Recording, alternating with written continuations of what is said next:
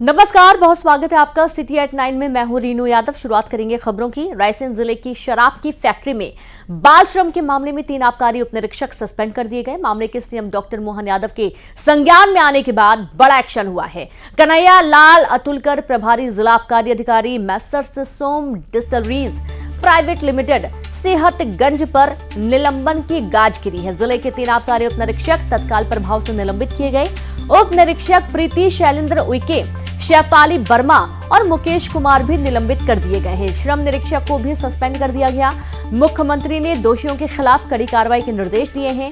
शराब फैक्ट्री में बच्चे काम करते पाए गए थे, जिसे मुख्यमंत्री ने बेहद गंभीर मामला बताया था। गौरतलब है कि रायसेन के सेहतगंज स्थित सोम डिस्टिलरी में राष्ट्रीय बाल अधिकार संरक्षण आयोग ने छापा मारा था, जिसमें 20 से ज्यादा लड़कियों समेत 59 नाबालिग काम करते मिले। इन बच्चों के हाथ की स्किन झुलसी हुई थी और इन बच्चों को स्कूल बस से शराब की फैक्ट्री में काम करने के लिए लाया जाता था।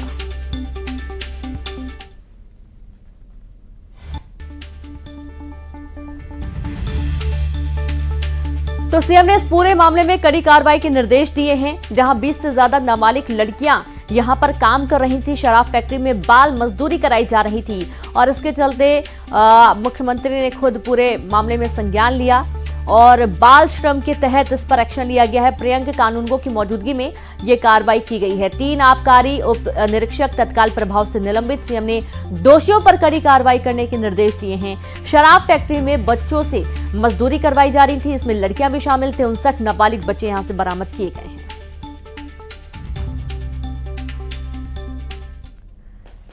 उज्जैन में सट्टा किंग पीयूष चोपड़ा को पुलिस ने पकड़ा। पुलिस ने देर रात पीयूष चोपड़ा को हिरासत में लिया। उज्जैन में ही छिपा हुआ था सट्टा किंग पीयूष चोपड़ा। जहां उज्जैन एसपी ने की पीयूष चोपड़ा को पकड़ने की पुष्टि। उज्जैन में सट्टे का हुआ था बड़ा खुलासा। छापे में करोड़ों का कैश मिला था। अंतरराष्ट्रीय सट्टेबाजों से जुड़े हैं तार। बड़ी खबर आपको दे रहे हैं उज्जैन से, जहां सट्टा किंग पीयूष चोपड़ा को पुलिस ने पकड़ लिया है। पुलिस ने देर रात पीयूष चोपड़ा को हिरासत में लिया। उज्जैन में ही छिपा हुआ था सट्टा किंग पीयूष चोपड़ा।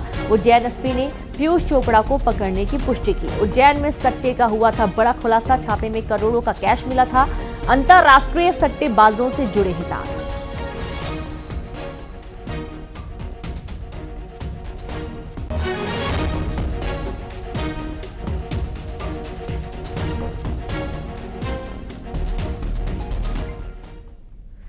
छतरपुर जिला अस्पताल में शराबियों ने हंगामा मचाया। नशे में धुत शराबियों ने अस्पताल में दहशत फैलाई। हंगामे का वीडियो सामने आया है। लोगों से गाली गलौज और मारपीट की गई। सिक्योरिटी गार्ड के साथ मारपीट की गई। काफी देर तक अस्पताल में दहशत का माहौल बना रहा। तो छतरपुर जिला अस्पताल में शराबियों ने हंगामा मचाया। नशे में धुत शराबियों ने अस्पताल में दहशत फैलाई। हंगामे का वीडियो सामने आया है। लोगों से गाली गलौज और मारपीट की गई। सिक्योरिटी गार्ड के साथ मारपीट भी की गई और काफी देर तक अस्पताल में दहशत का माहौल बना रहा।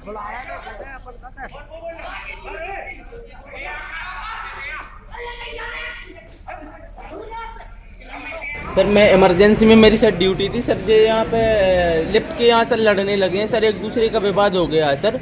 मैं वहाँ पे गया हूँ सर, तो उन्होंने सर मारपीट कर दी है सर। मैं दूर दूर कर रहा हूँ सर। मेरे अंदर भी सर लपेड़ हो गई है और सर मैंने इतना ही देखा है और कुछ नहीं देखा है सर मैंने। लोगों से गाली गलौज और मारपीट की गई है। एक्सक्लूसिव तस्वीरें आपको दिखा रहे हैं और छतरपुर का ये पूरा मामला है, जहां सिक्योरिटी गार्ड के साथ मारपीट की गई है और काफी देर तक अस्पताल में हंगामा बरपा रहा। अब सवाल यह है कि आखिरकार गार्ड के साथ मारपीट क्यों की गई है? क्या ये पूरा विवाद था क्योंकि शराबियों ने अस्पताल में जमकर हंगामा किया और गार्ड के साथ मारपीट की भी खबर है। ये एक्सक्लूसिव तस्वीर आप देखिए। यहाँ पर मरीज भी एडमिट होते हैं, जिन्हें काफी परेशान होना पड़ा और देर रात तक ये पूरा हंगामा चलता रहा। मध्य प्रदेश में मानसून का इंतजार, जहां 3 से 4 दिन में शुरू हो सकता है झमाझम बारिश का दौर। प्री मानसून एक्टिविटी जारी। आज कुछ संभागों में हल्की बारिश के आसार हैं। उत्तर पूर्वी मध्य प्रदेश में गर्मी और उमस से हाल बेहाल है। सबसे गर्मी जिला रहा छतरपुर। छतरपुर में 45.6 डिग्री सेल्सियस तापमान रहा और इंदौर साथ ही धार में बारिश दर्ज हुई। भोपाल, नर्मदापुरम, इंदौर में बारिश के आसार बने हुए हैं। छतरपुर सहित 15 शहरों में लू चली। रीवा, ग्वालियर, चंबल, सागर में अभी गर्मी का दौर चलेगा। तो खबर मध्य प्रदेश में जहां मानसून का इंतजार है और 3 से 4 दिन में झमाझम बारिश होने का अनुमान जताया गया है।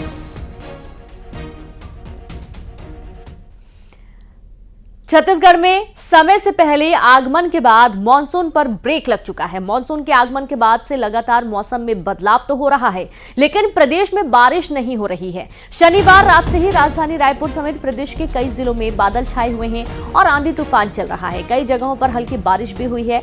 मौसम विभाग ने कल से प्रदेश में बारिश की गतिविधियां बढ़ने की संभावना जताई है। साथ ही छत्तीसगढ़ के कुछ इलाकों में गरज चमक के साथ बारिश की संभावना जताई गई है। राजधानी रायपुर की बात करें तो यहां आज भी सुबह से बादल छाए हुए हैं। मौसम विभाग ने रायपुर, दुर्ग, बिलासपुर और बस्तर संभाग के जिलों में बारिश का अलर्ट जारी किया है।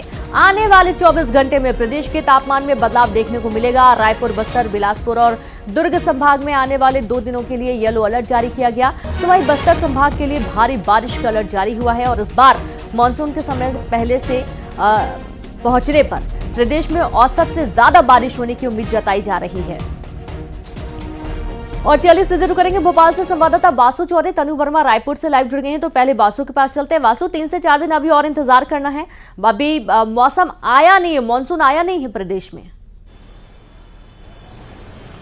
बिल्कुल, देखिए मध्य प्रदेश में अब तक मानसून की एंट्री नहीं हुई है और मानसून को लेकर जो इंतजार है वो मध्य प्रदेश में बेहद बेसब्री से किया जा रहा है, क्योंकि बेहद तेज गर्मी जो है वो यहाँ पर पड़ी है। कई जिलों में जो तापमान है वो 45 डिग्री के भी ऊपर पहुंच गया था और अब लोगों को राहत की बारिश का जो इंतजार है वो बना हुआ है। हालांकि पिछले 1 हफ्ते से अगर बात करें तो मध्य प्रदेश के अलग अलग इलाकों में प्री मानसून एक्टिविटीज जरूर देखी जा रही है।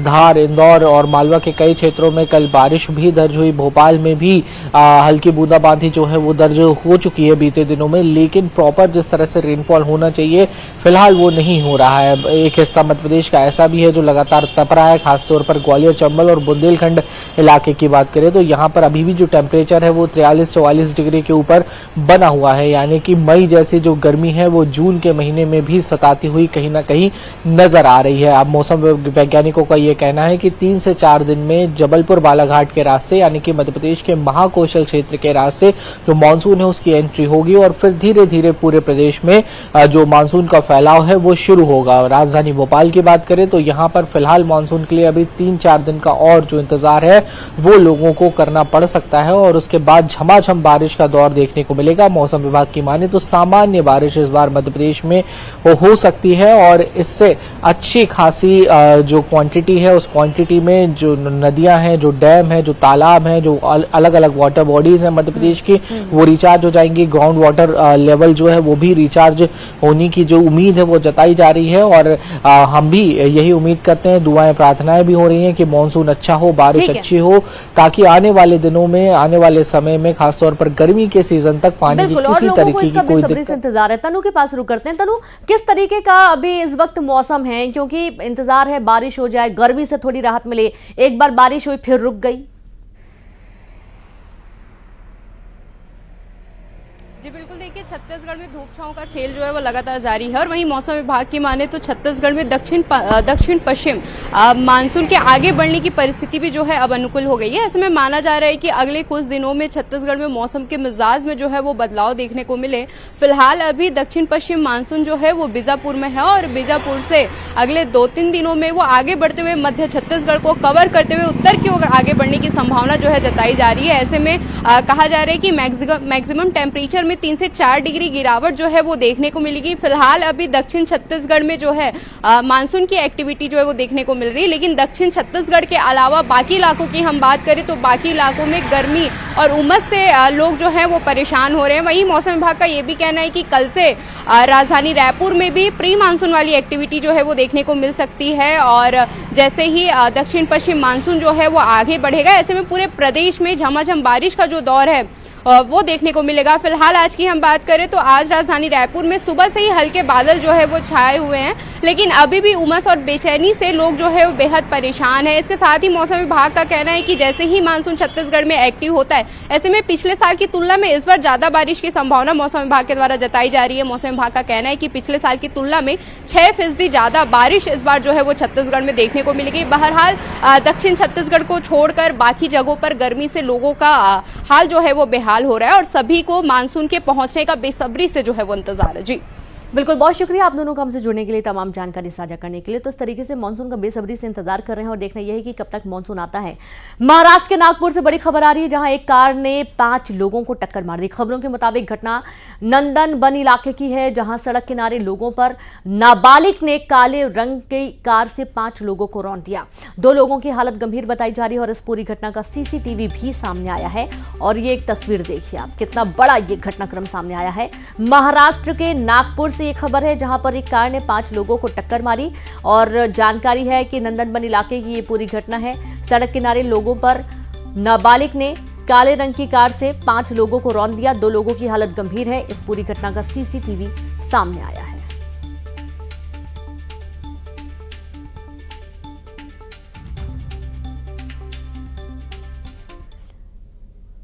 नीट परीक्षा पर विवाद सियासी टूल पकड़ता जा रहा है। मामला कोर्ट में है और कुछ राज्यों में पुलिस केस भी हुए हैं, जिसकी जांच जारी है।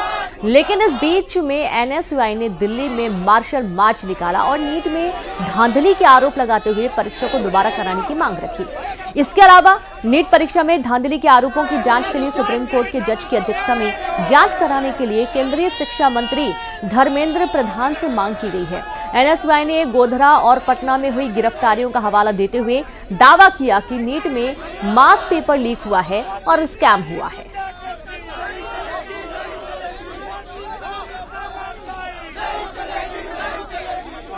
हमारी मांग है, इसको बिल्कुल बर्खास्त करना चाहिए, निष्पक्ष रूप से जांच होनी चाहिए इसकी और दोषियों पर कड़ी कार्रवाई होनी चाहिए और नीट का एग्जाम दोबारा होना चाहिए सारा।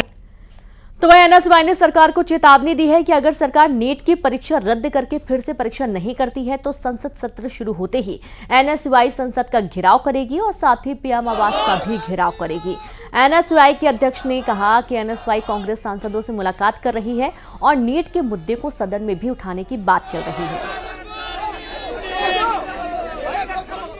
हमारी दोबारा गुजारिश है और अब चेतावनी है कि धर्मेंद्र प्रधान जी तुरंत एनटीए को बंद करें, एनटीए के जो आला अधिकारी हैं उनकी जांच कराएं और साथ के साथ नीट के पेपर दोबारा कराएं, वरना आने वाला जो संसद के सत्र है अंदर हमारे कांग्रेस पार्टी के सांसद नीट के बच्चों की आवाज उठा रहे होंगे और सड़क पर हम संसद घेराव करेंगे।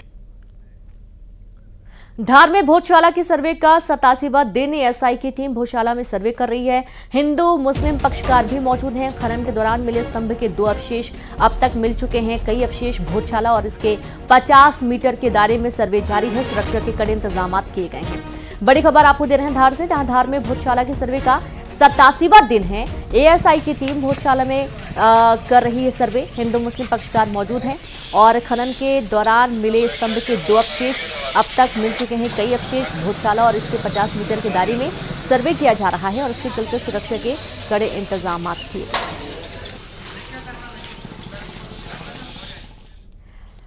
फिल्म अभिनेता संजय दत्त पहुंचे बागेश्वर धाम। बागेश्वर धाम के साथ ही मंदिर में किए दर्शन। मंदिर में मत्था टेककर बागेश्वर बाबा का आशीर्वाद लिया। संजय दत्त ने पंडित धीरेन्द्र शास्त्री से भी मुलाकात की। संजय दत्त को देखने बागेश्वर धाम में लोगों की भीड़ उमड़ पड़ी और ये देखिए तस्वीरें जब संजय दत्त पहुंचे बागेश्वर धाम और यहाँ पर छतरपुर के बागेश्वर धाम में उन्होंने मंदिर में दर्शन किए, बागेश्वर धाम महाराज से मुलाकात की, उनका आशीर्वाद लिया और इस दौरान उनको देखने के लिए बड़ी संख्या में लोग इकट्ठा हुए।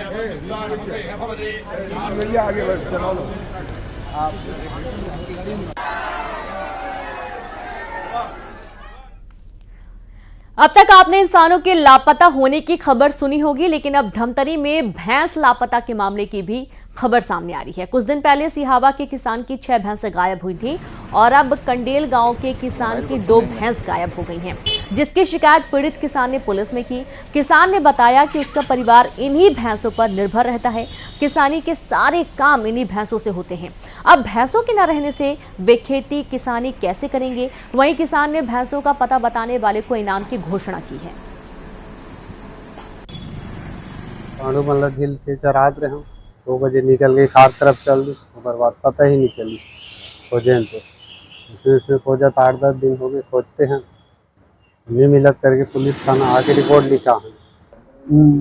दिनांक 12/6/24 को ग्राम कंडेल का गिरधर साहू एक आवेदन दिया है जिसमें एक जुड़ी भैंस जो है गुम गई है। इस पर जो है हम लोग जांच कर रहे हैं। सर ये जांच किस प्रकार से कर रहे हैं, कोई गिरोह है या कुछ और है? अब उसके बारे में जांच कर रहे हैं। ऐसा साइको लवर आपने पहले नहीं देखा होगा जिसने प्रेमिका की जासूसी कराई, फिर शक में हैवानियत की और इस हैवानियत में प्रेमी का दोस्त भी शामिल था। दरिंदगी के बाद प्रेमी ने किया प्रेमिका का कत्ल। आखिर कौन है वो हैवान, देखिए।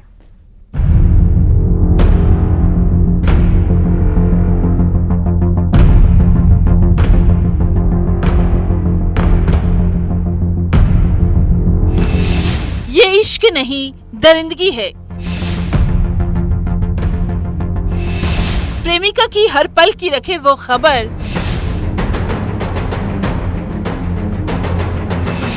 कभी मोबाइल हिस्ट्री खंगाले,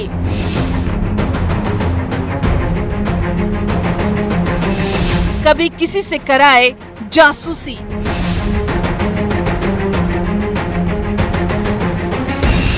दुपट्टे से मोहब्बत का मर्डर, शक में शैतान बना साइको लवर।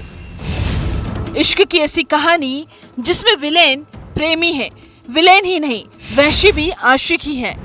1.5 साल पहले जिसने न सिर्फ अपनी मोहब्बत का गला घोटा बल्कि जो दरिंदगी की वो भी हैरान करने वाली है।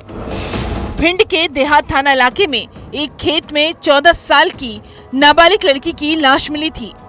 दुपट्टे से गला घोटकर उसकी हत्या की गई थी।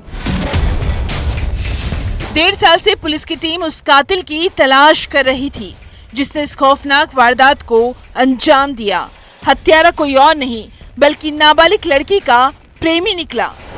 वहाँ पर एक लड़की की लाश मिली थी जिसके गले में दुपट्टा वगैरह बंधा हुआ था। इसमें अपराध क्रमांक 40/23 धारा 302, 201 दर्ज करके विवेचना में लिया गया था। लंबे समय तक इसमें साक्ष्यों के सीधे स्पष्ट न मिलने और अपराधी के क्लियर न होने के कारण विवेचना लगातार चलती रही, लेकिन इसमें सफलता नहीं मिली। पुलिस की पूछताछ में सनकी आशिक की जो कहानी सामने आई वो भी कम हैरान करने वाली नहीं है। पुलिस की माने तो आरोपी प्रेमी अपने इश्क को लेकर पॉजिटिव था, जो काम करने भिंड से बाहर जाता, इश्क की निशानी भी अपने साथ लेकर जाता, प्रेमिका का आई कार्ड। यही नहीं, प्यार में पागलपन ऐसा कि प्रेमिका के गांव में आते जाते वक्त उसकी दोस्ती गांव के रहने वाले एक लड़के से हुई जिससे वो प्रेमिका के बारे में पूछताछ करता था, कहे तो जासूसी। उसने इसमें 2 आरोपियों को जो पूछताछ की गई और उसमें साइबर का इस्तेमाल किया गया, तो हमें 2 आरोपी इसमें मिले और उनके द्वारा ये इकबालिया किया गया कि हमारे द्वारा ये घटना कारित की गई है। इश्क में पागल हुए प्रेमी को अब एक ऐसी बात पता चली जिससे उसके दिमाग में शक बैठ गया। शक ये कि प्रेमिका की दोस्ती कई लड़कों से है। इस शक में प्रेमी ने जो साजिश रची वो दिल दहलाने वाली थी। अपने दोस्त से प्रेमिका को खेत में मिलने बुलाया, फिर उसके साथ दरिंदगी की। दरिंदगी के बाद प्रेमिका का कत्ल कर दिया। 24 तारीख को अपने मित्र के साथ एक योजना बनाकर उस लड़की को खेत पर सरसों जिसमें लगा हुआ था उसमें बुलाया और बुलाकर उसके साथ गलत काम किया और इस चीज का फायदा उठाकर फिर उसके साथी द्वारा भी गलत काम करना बताया गया और फिर उसके बाद लड़की के ही दुपट्टे से दबाकर उसने जब उसका रेस्ट किया उसने दुपट्टे से दबाकर उसकी हत्या कर दी। ये इश्क नहीं बल्कि दरिंदगी है। भिंड में रवि रमन त्रिपाठी के साथ bureau report, news 18 Madhya Pradesh, Chhattisgarh. पिंडा में नेता प्रतिपक्ष चरणदास महंत के कार्यक्रम का पंडाल उड़ा। कार्यक्रम के दौरान हवा बारिश में उड़ा पंडाल। महंत के मंच से उतरते ही गिरा पंडाल। तेज बारिश के कार्यक्रम में मची अफरा तफरी। ज्योत्सना महंत की जीत पर था आभार कार्यक्रम। बड़ी खबर आपको दे रहे हैं पिंडरा से। पिंडरा में नेता प्रतिपक्ष चरणदास महंत के कार्यक्रम का पंडाल उड़ा, जहां कार्यक्रम के दौरान हवा बारिश में पंडाल उड़ गया। महंत के मंच से उतरते ही पंडाल गिर पड़ा। तेज बारिश से कार्यक्रम में मची अफरा तफरी। ज्योत्सना महंत की जीत पर था आभार कार्यक्रम। बड़ी खबर आपको दे रहे हैं पिंडरा से।